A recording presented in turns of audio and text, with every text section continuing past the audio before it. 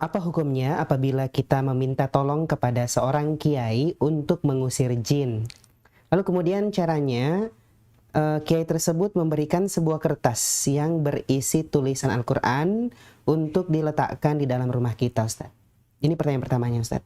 Baik, mengusir jin dengan cara yang disebutkan tadi, ya, misalnya menuliskan ayat Al-Quran kemudian diletakkan di sisi rumah atau tempat-tempat tertentu.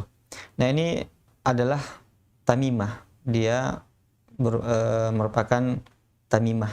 Nah, sementara tamimah ini kalau dia berisi mantra-mantra, ucapan-ucapan yang tidak jelas, yang tidak diketahui apa isinya, mantra-mantra yang mungkin bersumber dari tukang sihir, maka hal itu tidak boleh, karena tamimah, ya, sebagaimana disebutkan oleh Rasulullah SAW bahwasanya tamimah ini adalah merupakan syirik, merupakan perbuatan kesyirikan. Nah, yang ada terdapat perselisihan di kalangan sebagian ulama kita jika tamimah itu berisikan tulisan Al-Quran, apakah itu dibolehkan atau tidak. Ada sebagian yang membolehkan, ya, karena melihat bahwasanya isinya adalah merupakan Al-Quran, dan Al-Quran ini dapat menjadi sebagai obat dan juga mengusir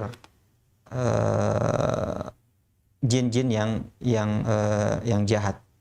Namun mayoritas ulama kita, dan inilah pendapat yang lebih kuat, bahwasanya hal tersebut juga tidak dibolehkan walaupun isinya adalah Al-Quran. Banyak penyebabnya, diantaranya Rasulullah SAW tidak pernah mencontohkan hal yang seperti itu.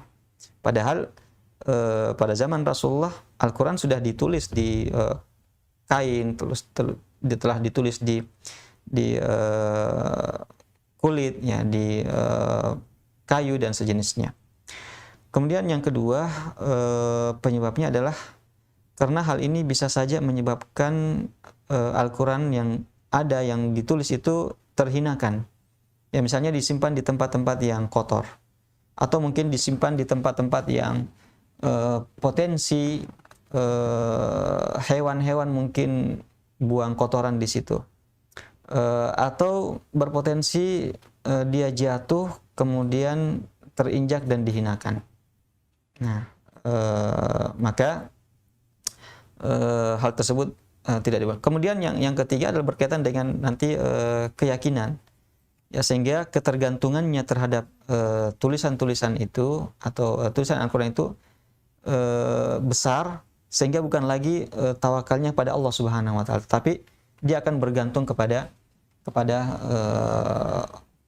jimat atau gantungan tersebut, ya, sebagaimana disebutkan bahwasanya man allaqa tamimatan fala atammallahu lah, ya, siapa yang menggantung tamimah ini, maka, ya, Allah tidak akan menyempurnakan, ya, maksudnya menyempurnakan keinginannya dan maksud tujuannya.